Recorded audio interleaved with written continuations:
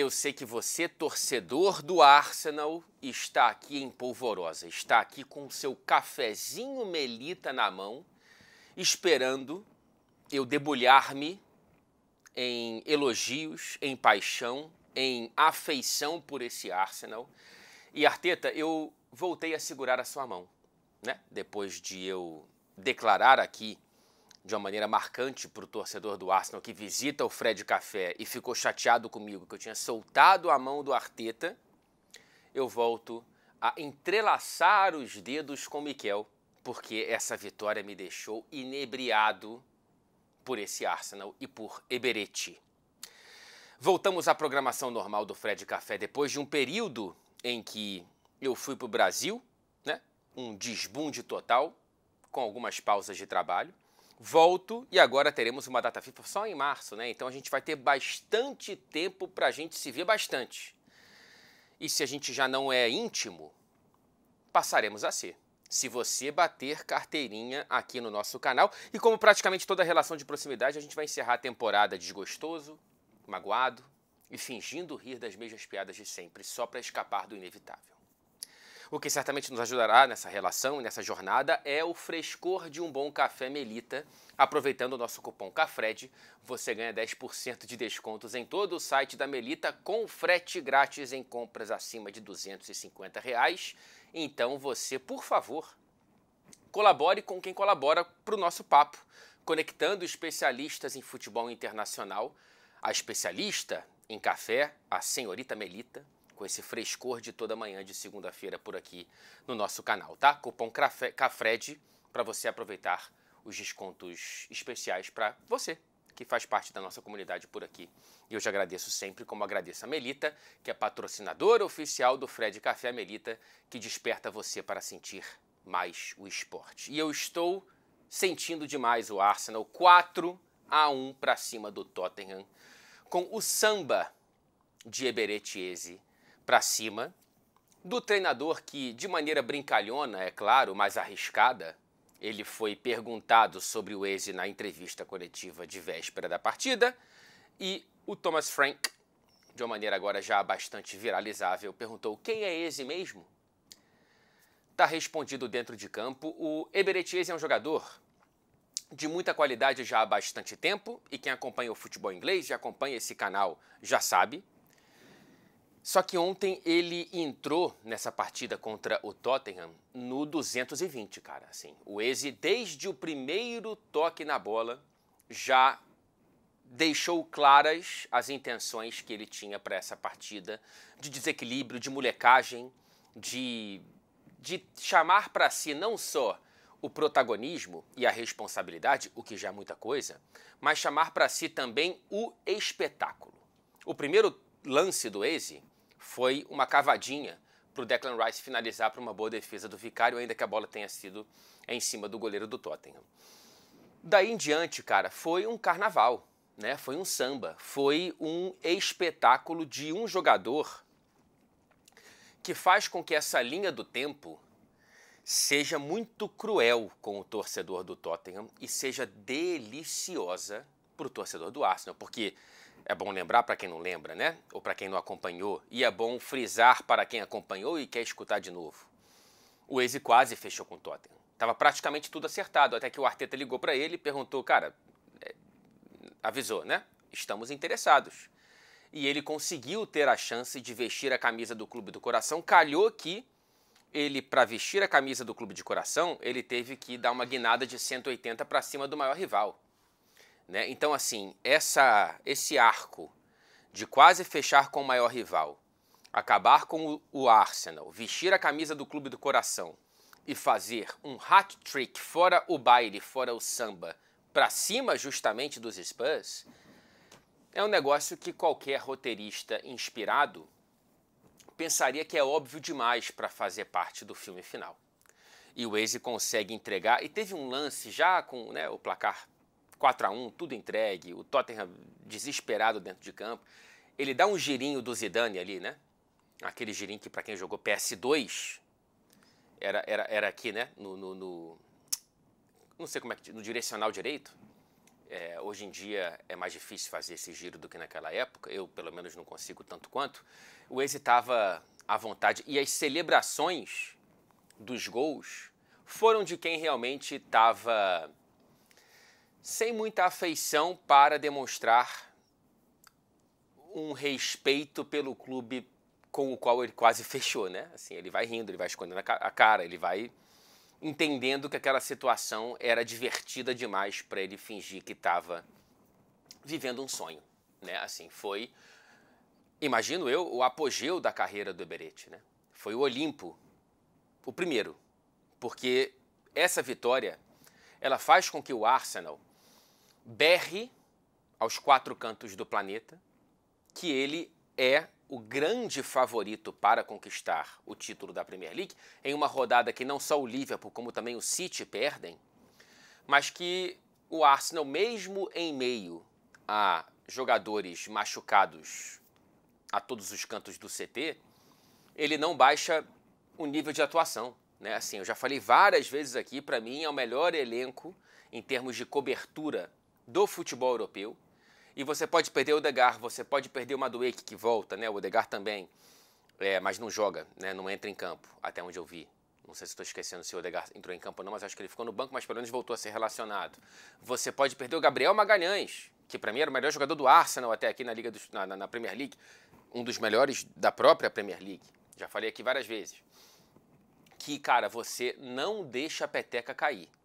E fazer isso no North London Derby, ainda com as fragilidades de um Tottenham, também com as próprias dificuldades, ainda que tenha esse desnível técnico, que não é de hoje, né? Aliás, são 6 vitórias e um empate nos últimos 7 confrontos entre esses dois na Premier League, é um momento de freguesia máxima, assim.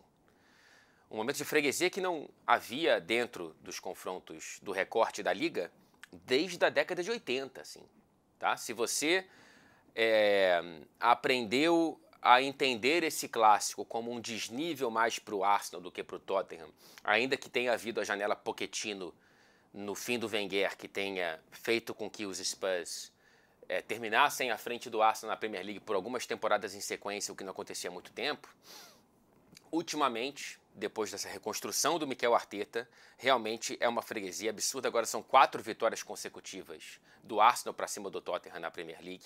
A última vitória dos Spurs no Emirates foi em 2010.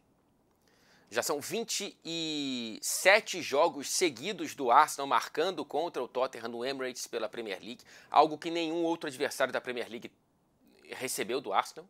Então, assim, há requintes de crueldade, de freguesia. O torcedor do Arsenal tem todo o direito do planeta de dormir esse domingo, de acordar essa segunda-feira, se sentindo no topo do mundo. Pelo menos no topo da Inglaterra. Porque na quarta-feira vai ter um encontro interessante entre Bayern de Munique e Arsenal no Emirates, e eu estarei em loco para sentir essa partida, que eu acho que é o principal encontro que a gente pode ter nesse momento do futebol europeu. Entre as duas equipes mais chamativas, mais brilhantes, que mais têm trazido para si as manchetes e status de protagonismo e projeções de grandes coisas. O Arsenal é, repito, favorito, agora favoritíssimo, em termos de sensações, para ganhar essa Premier League, cara, porque é um clube que não perde, que mal sofre gols, sofreu um nesse por um momento de genialidade do Richarlison, que realmente foi muito bonito o gol marcado pelo brasileiro. O Davi Raya deveria estar tão adiantado, mas não sei, mas já acontece. E com o Hincapié no lugar do Gabriel Magalhães, não sentiu nada, assim, sabe? É impressionante. Nenhum gol de bola parada nessa vitória por 4-1. Trossard, mais uma vez, sendo um cara importante, né? Mais de 50% dos gols do Trossard, desde que ele chegou no Arsenal na Premier League, foram para colocar o Arsenal em vantagem no placar. É um jogador muito decisivo, muito barato. Ele custou muito pouco para os padrões da Premier League, já se pagou mais do que se pagou e continua sendo um cara que entrega em momentos importantes. E é ele quem abre os caminhos para depois o Eberechiese sambar. Ele foi o abre-alas desse carnaval do Arsenal para cima do Tottenham. Impressionante o massacre, o domínio, a soberania, e é muito bonito que tenha sido com os pés de um torcedor, né? O Arsenal sai dessa rodada muito grande. Eu estou muito ansioso ainda mais para esse jogo de quarta-feira. E o Tottenham sai numa crise em espiral negativa. Já vinha de 2 impressões negativas. Primeiro contra o Chelsea, o pior jogo do Tottenham em muito tempo. Depois contra o Manchester United, conseguiu uma reação no final, mas ainda assim, mezzo. E agora contra o Arsenal, meu amigo. O Thomas Frank, ele vem com uma linha de 5, o que ele não tinha feito ainda na Premier League, só tinha feito na estreia da temporada contra o PSG na Supercopa e funcionou. Dessa vez foi uma linha de 5 com os zagueiros estáticos e com os alas defensivos. Eu não entendi o que o Thomas Frank quis, sinceramente, porque se fosse uma linha de 5 com uma mobilidade defensiva, de você tentar sufocar o Arsenal, de você tentar usar do contra-ataque uma arma quase que letal, eu acho que esse é o plano mínimo, né? Ainda que você tenha como reatividade algo quase que obrigatório enfrentando o Arsenal no Emirates Stadium. Todo mundo passa por isso, seja a intenção qual for, né? Manchester City do Guardiola, Thomas Frank do Tottenham. Porém, não foi uma reatividade, foi uma passividade, né? Então, assim, o Frank precisa ser cobrado porque são 3 jogos dentro do Big Six que o Tottenham sai menor do que entrou. E dessa vez ele saiu, acho que a palavra não é exagerada, humilhado pelo maior rival. Parabéns ao torcedor do Arsenal, eu acho que essa temporada vai, tá? Tem muita água para passar debaixo dessa ponte. Mas eu, sinceramente, eu tô realmente impactado pelo que o Arsenal tem conseguido. E dessa vez foi um primor de atuação, tá? E aí, cara, eu fico até com uma pulguinha atrás da orelha para entender se talvez não seja muito pouco limitar o Eberechi Eze para a ponta esquerda quando o Odegaard voltar a jogar com consistência física e técnica. Será que o Odegaard tem a vaga no time arriscada? Em risco? Porque, assim, contra adversários grandes, né?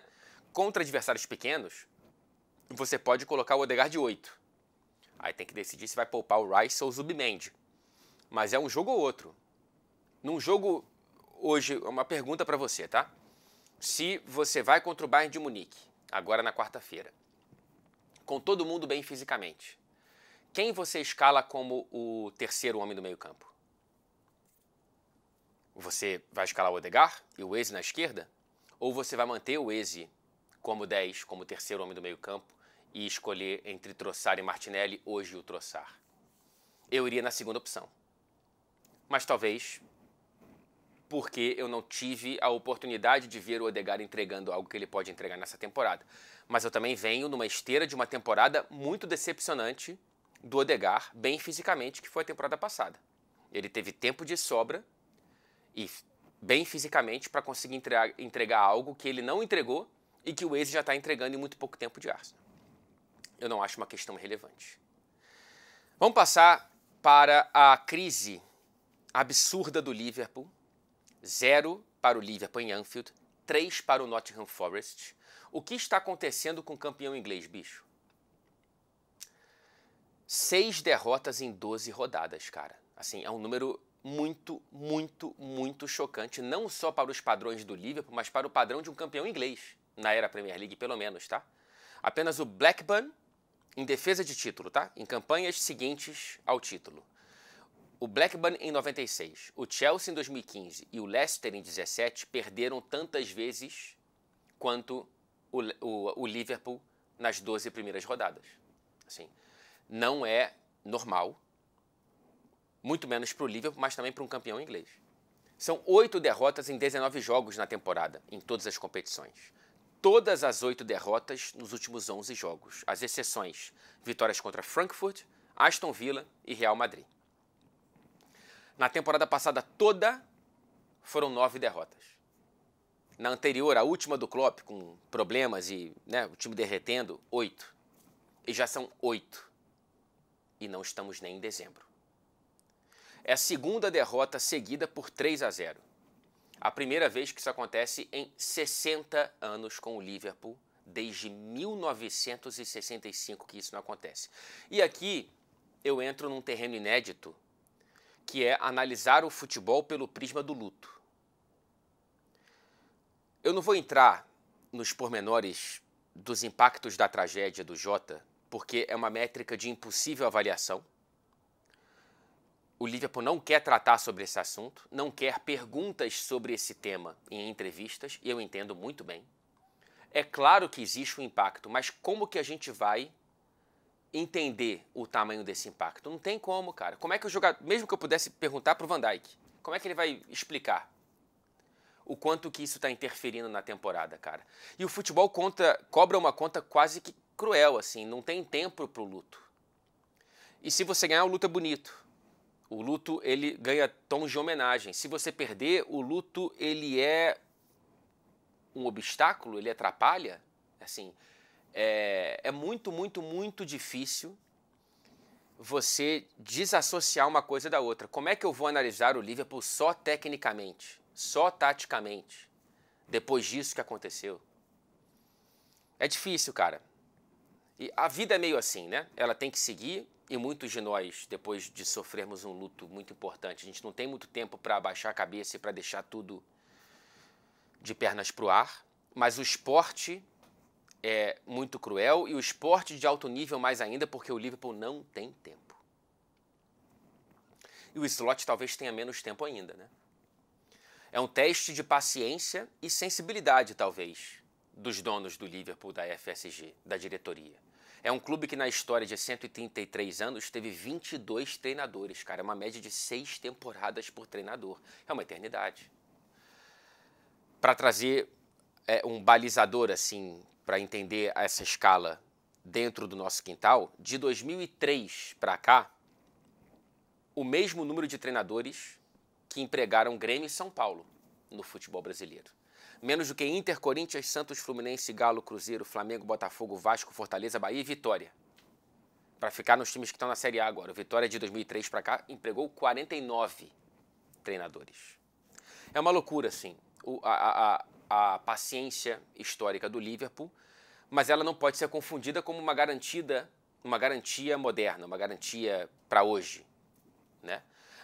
Aliás, quando a FSG chega no clube, em 2010, 11, demitiu Roy Hodgson, contratou o ídolo eterno Kenny Dalglish e demitiu em menos de um ano. Menos de um ano e meio, perdão. Acho que ele chega em janeiro e demitido em maio. Depois o Brendan Rodgers veio, durou 3 anos. E aí veio o Klopp, que só saiu porque quis. Eu digo isso por quê? Porque eu não sei até quando vai a paciência. Eu não sei qual é o grau de sensibilidade que a FSG tem que ter ou já está tendo com o Slot em meio a todo esse cenário pós-Diogo Jota, né? E eu acho as críticas ao trabalho do Slot atual, muitas delas justas, porém, é uma injustiça dizer que a temporada passada foi por uma memória muscular do Liverpool do Klopp. Talvez tenha isso, talvez, mas é fechar os olhos para o que o Slot fez com vários jogadores. O Gakpo não era isso, o Gravenberch não era o que foi, o McAllister tampouco, o próprio Szoboszlai, para ficar em jogadores da zona central do campo principalmente, que foram o motor da temporada passada e que não estão conseguindo, em sua maioria, repetir algo nesse Liverpool errático e desestruturado, também atrapalhado por muitas lesões, inclusive das próprias contratações, né? O Isaac, ele não teve pré-temporada porque deu um tiro no próprio pé em fazer greve contra o Newcastle para forçar essa transferência, já se machucou, está voltando agora e está na fogueira. O Frimpong não consegue jogar. O Wirtz já se machucou. O único que consegue jogar sem lesões é quem não está convencendo tecnicamente, que é o Kerkez. Não sei por que ele foi titular. aliás. Não sei se o Robertson estava com alguma questão depois de dedicar minutos e coração para a classificação linda da Escócia para a Copa do Mundo. Mas era para ter sido titular, não entendi porque o Robertson não foi titular. O Kerkez ainda não está pronto. E assim, o Liverpool ele não está conseguindo, ele teve que jogar com o Szoboszlai e às vezes o Jones ali na lateral direita. O Konaté está uma água, a defesa está uma peneira. Qualquer lance de bola parada, inclusive, é um desespero para o Liverpool. O Salah, ele tenta fazer alguma coisa, mas mesmo quando ele tenta, acho que ele tentou bem até contra o Forest, ele está meio que sozinho. O Isaac não encaixou, né? Tá voltando de lesão, inclusive, como eu já falei aqui. A falta do Luiz Dias na esquerda é maior do que até mesmo eu imaginava.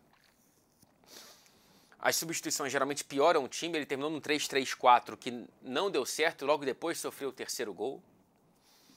Um dos melhores atacantes, ou um dos menos piores, ganha 15 minutos por jogo, que é o Chiesa.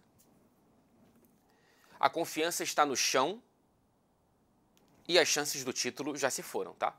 Assim, não há mais chance do Liverpool ser campeão da Premier League. Aliás, é até uma conversa que não cabe nesse momento. A conversa que cabe nesse momento é tentar fazer com que a Premier League não seja humilhante. Porque está sendo. Não cabe a um clube do tamanho do Liverpool ter essa trajetória que está tendo, assim. É muito, muito, muito ruim. A pior temporada de um campeão da Premier League.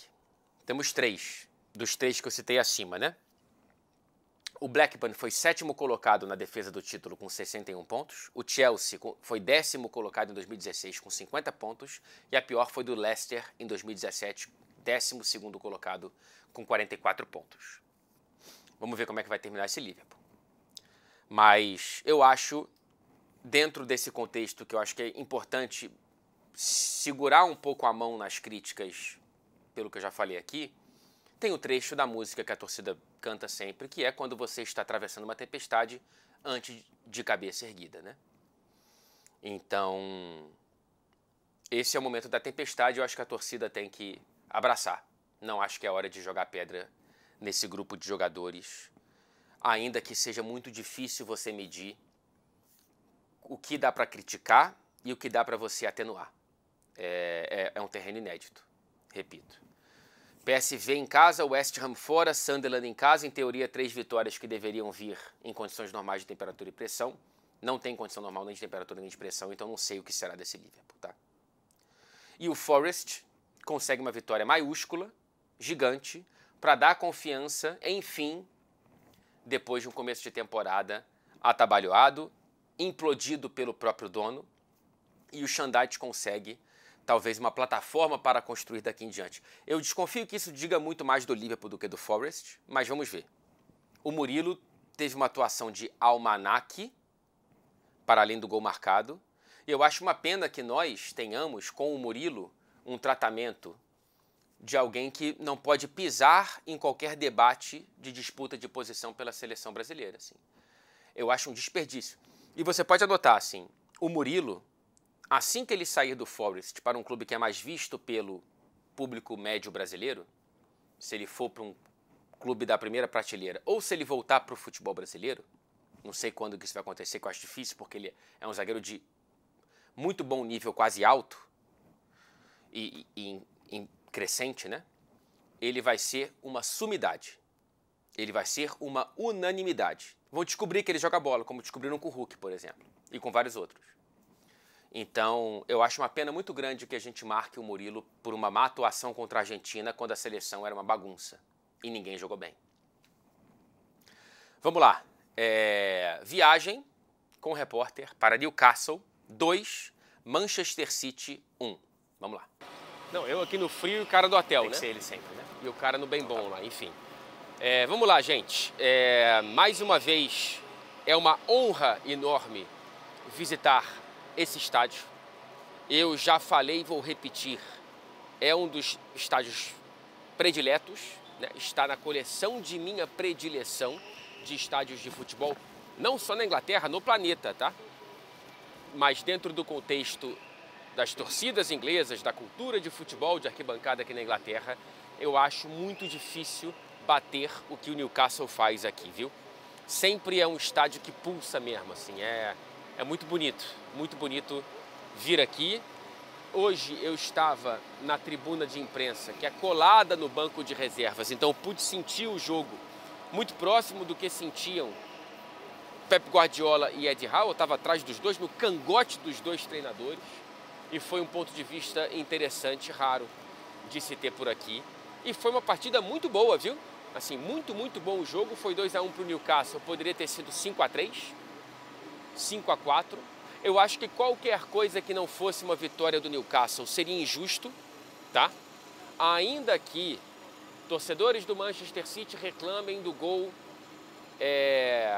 que não foi anulado. Eu acho que eu não conferi, eu tinha que ter conferido antes desse vídeo, mas a regra diz que o corte ali da linha do semiautomático de fato tinha que ser ali na manga do Rúben Dias, então me parece que a linha de impedimento foi bem marcada e bem traçada, apesar de ter demorado muito mais tempo do que deveria dentro das expectativas com o impedimento semiautomático. A torcida do City reclama de um pênalti no Foden, num corte do Schär no primeiro tempo. Também acho que foi meio 50-50, então se o campo não deu, na minha visão, né, nos meus desejos e expectativas com a arbitragem, se o campo não deu e é algo meio 50-50, o VAR não tem que chamar. Então, assim,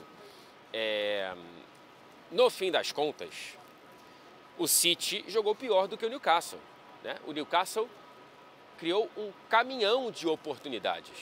O City criou uma van, né? Também criou muitas oportunidades, mas foi uma carga de uma van contra uma carga de um caminhão. Então, não dá para você conceder tantas chances assim pro Newcastle no St. James's Park e achar que sair derrotado é injusto. Então, o Pep Guardiola saiu muito bravo, né? Pelo que eu percebi, ele discutiu com o Bruno Guimarães, discutiu com o Joelinton, discutiu até com o cinegrafista, que parecia estar se intrometendo onde não devia. Mas o clube dele vende direitos para que o cinegrafista esteja ali, então a culpa não é don't shoot the messenger, né? Não reclame com o mensageiro, mas enfim, muitas oportunidades concedidas por essa defesa do Manchester City. Não é um número interessante quando você vê que você já perdeu 1/3 dos jogos disputados na Premier League, né? O City, ele tem poucas derrotas no retrospecto recente, olhando para todas as competições, são apenas 2 derrotas nos últimos 15 jogos. Porém, contudo, entretanto, são 4 derrotas de 12 rodadas, o que é um problema e pode ser um problemão caso o favorito para o título, cada vez mais favorito, siga nessa toada, né? Eu estou gravando essa participação aqui antes de saber do resultado do North London Derby, mas até essa 12ª rodada o Arsenal tinha uma derrota, metade dos gols sofridos pelo Manchester City. Então, assim, tá tudo muito cedo, mas não tá tão cedo assim, né? A gente está chegando na metade da temporada e agora, de fato, ela engrena sem muito pé no freio, né? Não tem mais data FIFA até março. Então, vamos ver como que o Manchester City se recupera dessa derrota que foi correta. Ela traz ao placar o que o campo falou. Mais uma vez o Haaland, quando parado, o City também é travado. Eu não acho que uma coisa explica totalmente a outra, mas faz parte da explicação, né? São 3 jogos apenas que o Haaland não marcou nessa temporada. Nos 3 o City perdeu, Aston Villa, Tottenham e agora Newcastle. O Haaland que perdeu algumas oportunidades. Hoje eu não gostei do Foden. Acho que o Foden foi bem abaixo do que poderia ter sido com o espaço que teve. O Jeremy Doku fez mais um muito bom jogo, hoje até mais como armador, né? Ele criou muitas das chances do primeiro tempo do Manchester City. Defensivamente muito mal, né? O Woltemade poderia ter feito pelo menos um gol e desperdiçou 3 frente a frente com o Donnarumma, que foi muito bem, com exceção do primeiro lance do jogo em que ele sai jogando mal com os pés e o Barnes desperdiça uma chance cara a cara. Ainda no primeiro tempo o Barnes desperdiça uma chance debaixo do gol, na escala David de gol perdido, e quem for um pouquinho mais velho vai lembrar, né? Foi um gol muito perdido do Barnes. mas no segundo tempo ele se recupera fazendo os 2 gols da vitória do Newcastle. Mais uma atuação de manual do Bruno Guimarães. É a melhor temporada do Bruno desde que ele chegou ao Newcastle, portanto, desde que eu o acompanho mais de perto. Até porque ele está conseguindo levar o futebol do Newcastle para a seleção brasileira. Mas para mim hoje o melhor em campo do Newcastle foi o Sandro Tonali. É um jogadoraço, né, bicho? Desde os tempos de Milan, depois teve toda aquela questão da suspensão por envolvimento com apostas esportivas. Desde que voltou, é um trator nesse meio-campo pesado, no bom sentido do Newcastle, né, com o Bruno e com o Joelinton. É um meio-campo muito, muito, muito físico e que tem um teto de potencial muito alto.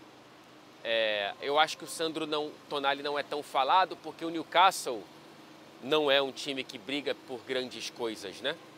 E essa temporada é muito esquisita, porque na Premier League era o pior início do Ed Howe em 11 rodadas. Agora ele consegue, pela primeira vez depois de 16 derrotas em 18 confrontos contra o Guardiola, vencer o Guardiola pela primeira vez. E a 4ª vitória do Newcastle na Premier vem mais uma vez no St. James's Park. 100% das vitórias vieram nesse estádio que pulsa, repito. Na Liga dos Campeões e nas Copas é o Newcastle melhor, né? Vamos ver se ele consegue um pouco mais de estabilidade. Foi, para mim, a melhor atuação do Newcastle nessa Premier League das que eu vi, tá?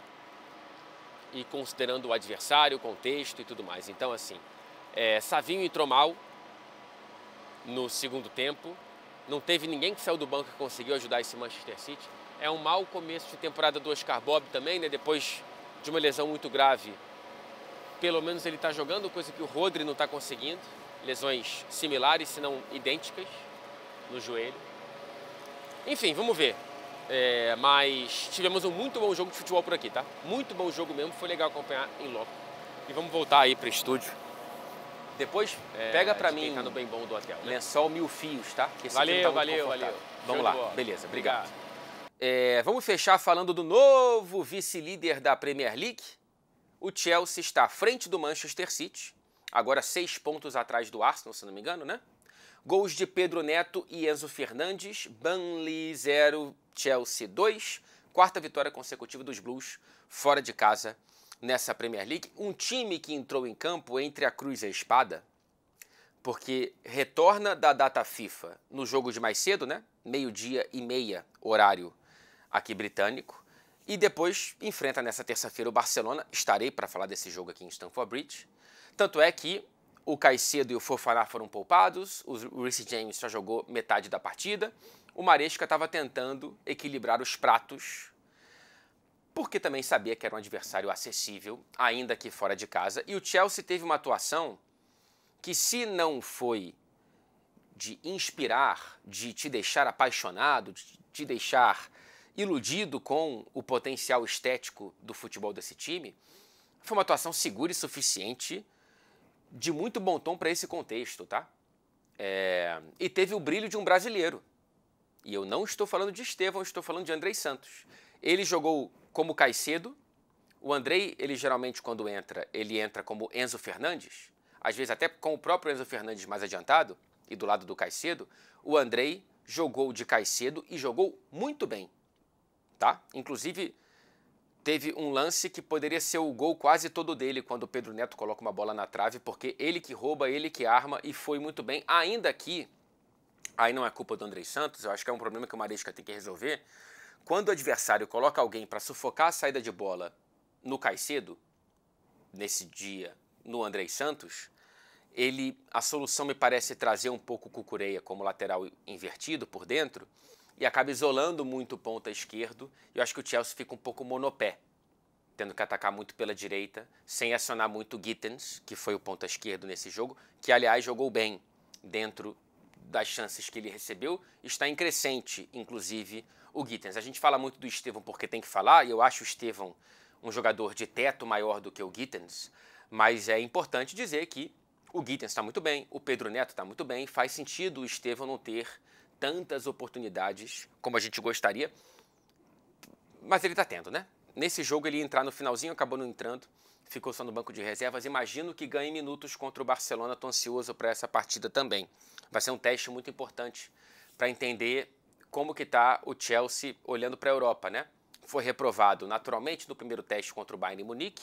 Vamos ver agora contra o Barcelona dentro de Stamford Bridge. Um duelo, aliás, com um histórico muito bonito dentro da própria Liga dos Campeões. O Enzo Fernandes, mais uma vez, muito bem, né? Talvez o principal destaque do time nessa temporada. O Enzo Fernandes, ele tem ali um porte de líder técnico, além de um líder de vestiário, com faixa de capitão e tudo mais. O Delap não gostei tanto, voltando de lesão também. O João Pedro também achei um pouco aquém do que o João Pedro pode ser. O Mark Guiu entrou bem, tanto é que participa de maneira integral e essencial para o segundo gol. Não foi uma grande exibição, mas foi uma exibição feijão com arroz, quando a fome cabia só isso. Não era uma fome de você pedir uma lagosta, né, de você pedir um caviar. Né? Na carteira só cabia o feijão com arroz e o Chelsea entregou o feijão com arroz da vovó. Então foi o prato suficiente e era o que cabia para essa vitória. Teve um lance que está sendo muito falado por aqui, que é um lance que de fato interfere no jogo, não sei se no resultado final, acho um exagero dizer, mas o Chalobah, ele fez pênalti, né? Assim, até tem muita gente dizendo que tinha um jogador do Burnley dentro da área, por isso invalidava a cobrança de tiro de meta do Robert Sanchez, mas pelo que eu vi e revi, o jogador só entra depois do toque do Robert Sanchez para o Chalobah. O Chalobah coloca a mão na bola com a bola em jogo. É que o árbitro, não sei se percebeu ou se ele relevou, como relevou também o árbitro, lembra do Arsenal e Bayern de Munique na Liga dos Campeões? Não deu pênalti para o Bayern naquele vacilo do Gabriel Magalhães, mas teve um pênalti marcado contra o Aston Villa, diante do Clube Bruges, na temporada passada, do Tyrone Mings com o Dibu Martinez. E eu acho que deveria ter sido marcado, tá? Eu acho que o Chelsea escapou desse problema. Não acho que seria um problema definitivo para a partida, mas, enfim, um lance que vale a pena a gente falar por aqui. Essa semana passa por Barcelona e termina no Arsenal. Ambos os jogos em Stamford Bridge. Eu estou aqui no hotel, nas imediações, aliás, do estádio do Chelsea. Ainda, infelizmente, sem Palmer, por conta de uma topada no dedão do pé dentro de casa durante a data FIFA, cara. Como é que pode, né? Vai ficar fora dos dois jogos muito importantes e pesados para esse Chelsea. Então, assim, cuidado com o seu próximo movimento depois desse vídeo, tá? Valeu! Ai!